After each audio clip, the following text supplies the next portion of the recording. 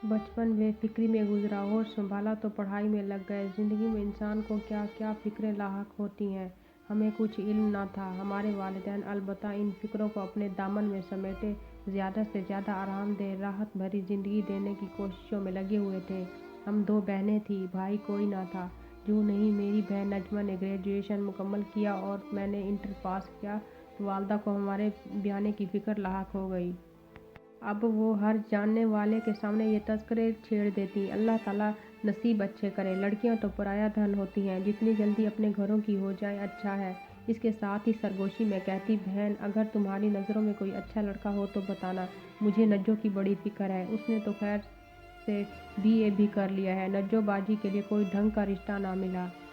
मेरी माँ ने एक रिश्ते कराने वाली औरत का सहारा लिया, उसने 2-4 रिश्ते बताए, वो अम्मी को पसंद ना आए। एक रोज़ वो खातून यानी खाला नवीदा बोली, बहन अगर छोटी के लिए कोई रिश्ता मिल जाए तो पहले उसका कर दोगी? वालदा बोली, रिश्ता बहुत अच्छा हो तो ज़रूर कर दूंगी, लेकिन सिर्फ मंगनी करूंगी। शादी में अभी 1 साल की देर है, तब तक बड़ी का भी कहीं हो जाएगा इंशाअल्लाह। एक दिन खाला नवीदा आई और कहा कि बहन एक रिश्ता है, लड़का बहुत अच्छा है, ख़ानदान भी आला है, लेकिन एक शर्त है उनकी कि लड़का कहता है पहले लड़की देखूंगा, पसंद आई तो हाँ करूंगा। ऐसा कैसे हो सकता है? मैं बार बार अजनबी लड़के के घर बिठाकर अपनी बेटियां इन्हें दिखाऊं, वो पसंद ना करें और रिश्ता रद्द करके चले जाएं? ना बहन, ये ना होगा, ये शरीफों का शेवा नहीं है, इस तरह के रिश्ते मत लाना। आजकल का ज़माना बहुत एडवांस हो गया है, जैसे हम लड़के को देखने के बाद पसंद करते हैं फिर हाँ करते हैं, वैसे ही अब लड़के भी यही मुतालबा करने लगे हैं कि हम पहले लड़की देखेंगे, पसंद आई तो हाँ करेंगे वरना नहीं। अगर तुम ना मानी तो तुम्हारी लड़कियां अच्छे रिश्तों से महरूम रह जाएंगी। फिर कुछ सोच कर बोले, एक तरकीब है मेरे जहन में, तुम्हारी महम कॉलेज जाती है, वो लड़का उसे रास्ते में देख लेगा, वालिदैन को बता देगा हाँ पसंद है। ठीक है ना? अम्मी खामोश हो गईं, गोया खामोशी में इकरार कर लिया था। मुझे इस मामले की कुछ खबर ना थी। एक रोज़ कॉलेज से आ रही थी कि एक सामने से एक लड़का गुजरा जिसके साथ एक औरत बुरके में थी। उस लड़के ने मेरी तरफ देखा और मधम मुस्कुराहट उसके होंठों पर बिखर गई। लम्हा भर को दोनों मुझे देखकर आगे बढ़ गए।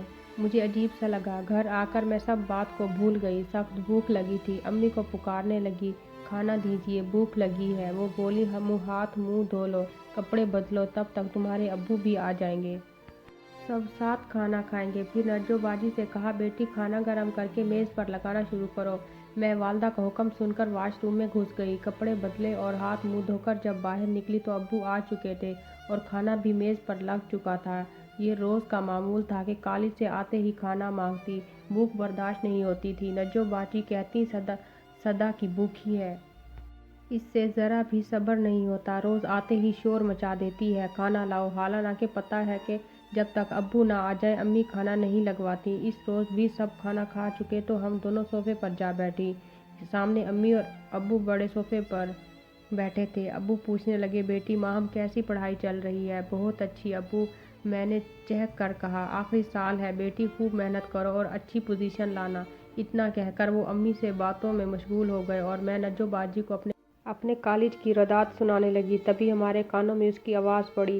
कह रही थी, नजमा के अब्बा आज रिश्ते वाली आई थी, एक रिश्ता बताया है। उन्होंने इस कदर कहा था कि हम दोनों वहाँ से उठकर अपने कमरे में चली आईं।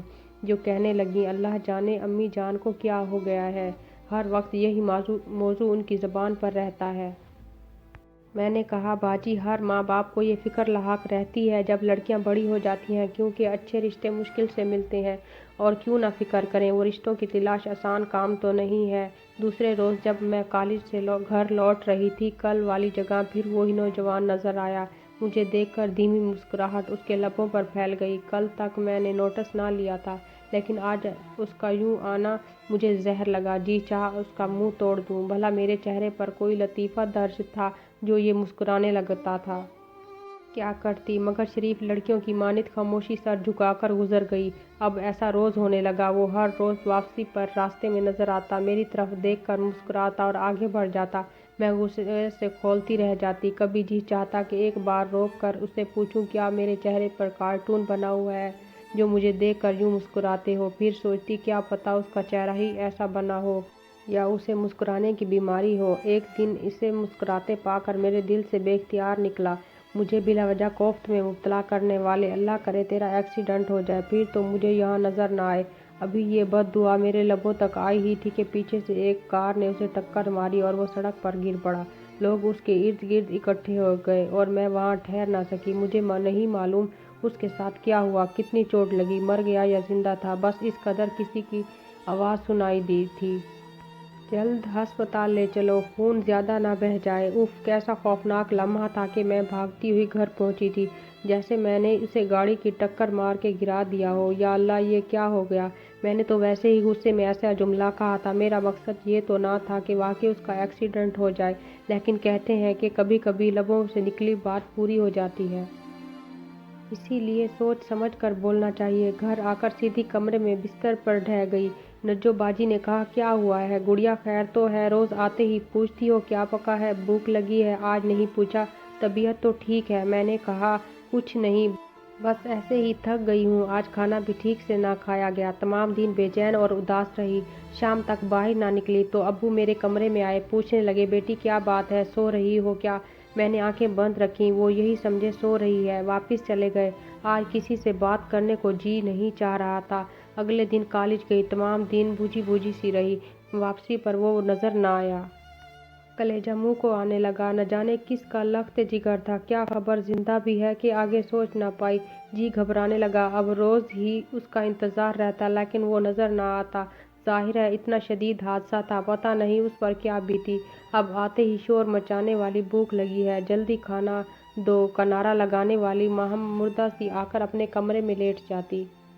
जो कहती, अरे क्या हुआ है तुझे, किसी डॉक्टर को दिखाना पड़ेगा, जिगर खराब हो गया है तेरा, या गुर्दे फेल हो रहे हैं, जो तुझे सारा दिन कॉलेज में भूखी रहने के बावजूद भूख नहीं लगती। अब सोचती, आखिर इस मंजर से क्यों मेरा जहन निकल नहीं पाता। जब कार की टक्कर से उसे सड़क पर गिरते देखा था, पहले जब वो मुझे देखकर मुस्कुराता था तो कितना गुस्सा आता था। जी चाहता था कि उसके सफ़ेद मोतियों जैसे दांत तोड़ दूं, या फिर उसकी मुस्कुराती आंखें नोच लूं जो मुझे देखकर चमकने लगती हैं। और अब उसे अपने सामने ना पाकर कैसी खलश होने लगती थी, जैसे लकड़ी को दीमक लग गई हो। मैं क्यों उसे इतना मिस करती हूँ, आखिर क्या रिश्ता है उसके साथ मेरा। ये सोचकर जब थक जाती थी तो रोने लगती थी और रोते रोते सो जाती थी। मैं तो उसे जानती तक ना थी, कभी उसने मुखातिब किया और ना मैंने बात की थी। फिर दिल क्यों उसके लिए बेकरार रहता था, जिसके जीने और मरने तक का मुझे इल्म नहीं था। इसी तरह मेरे कॉलेज के आखिरी साल का इख्तिताम हो गया और वो फिर नज़र ना आया। इम्तिहान हो गए और मैं घर बैठ गई। उन्हीं दिनों नज्जो बाजी के लिए एक अच्छा रिश्ता आ गया, जो मेरे वालिदैन ने मंजूर कर लिया। उनकी शादी हो गई और वो अपने घर को हो गई। अब मेरी फ़िक्र बाकी रह गई थी। एक रोज़ खाला नवीदा आई, अम्मी से बातें करने लगी। अक्सर ऐसा होता है कि वो आएँ और अम्मी से बातें शुरू कर देती तो मैं इधर उधर हो जाती। दरअसल मैं उनकी बातें सुनना ही नहीं चाहती थी। अब मुझे शादी ब्याह और रिश्तों की बातों से कोई दिलचस्पी नहीं रही थी, बल्कि उलझन होती थी। आज अनजाने क्यों मैं करीब रही और उनकी बातें मेरे कानों में पड़ने लगी। खाला नवीदा कह रही थी, बहन, मैं उस लड़के को साथ ले गई थी उस रास्ते पर जहाँ से तुम्हारी माहम गुजरा करती थी। लड़के ने एक नज़र देखकर तुम्हारी बेटी को पसंद कर लिया था, लेकिन बदकिस्मती से जिस रोज़ उसकी वालदा और बहन माहम का रिश्ता देखने तुम्हारे पास आ रही थी, उससे एक दिन पहले गुल का एक्सीडेंट हो गया। वो 6 माह तक अस्पताल में पड़ा रहा। रफ्ता रफ्ता बेहतर हुआ और अब माशाल्लाह बिल्कुल ठीक हो गया है। गुल की वालदा का कहना है कि मेरे बेटे को लड़की पसंद है, वो आपके घर रिश्ते के लिए आना चाहते हैं। बहन क्या कहती हैं, लड़के में हादसे की वजह से कोई जिस्मानी ऐब तो नहीं हो गया है। हरगिज़ नहीं। अरे तुम खुद देख लेना, 14वीं के चांद से बढ़कर खूबसूरत है। जब मैंने सुना तो दिल ने कहा, हो ना हो ये वही नौजवान है जो मुझे देखने चंद दिन मुसलसल वहाँ आता रहा और मुझे देखकर मुस्कुराहट उसके होठों पर खिल जाती थी। इस रोज़ दिल को कैसा सुकून मिला क्या बताऊं, जैसे किसी की खोई हुई दौलत उसे वापस मिल जाए। गुल और उसके घर वाले रिश्ता लेने हमारे घर आए। मैंने झरोके से देखा, जी खिल उठा। मैं बहुत खुश थी। ये वही था मुझे देखकर मुस्कुराने वाला, जिसे मुस्कुराते देखकर मेरा खून खौल जाता था और गुस्से में बददुआ लबों से निकल गई थी। अल्लाह ने मेरा नसीब उसी के साथ लिखा था। वो जिंदा रहा, वापस आया और मुझे ब्याह कर ले गया। آج میں گل کے ساتھ کتنی خوش ہوں بتا نہیں سکتی۔ کبھی کبھی اللہ پاک کیسے کیسے امتحان لیتا ہے اور کتنی آزمائشوں میں ڈال دیتا ہے۔ ایک بغیر سوچے سمجھے جملہ جو میرے ذہن سے لبوں پر آیا، ایک بد دعا بن کر وہ میرے لیے آزمائش بن گیا۔ شکر گل کی اللہ نے زندگی بچا لی، اگر اسے کچھ ہو جاتا تو شاید میں خود کو کبھی معاف نہ کرتی۔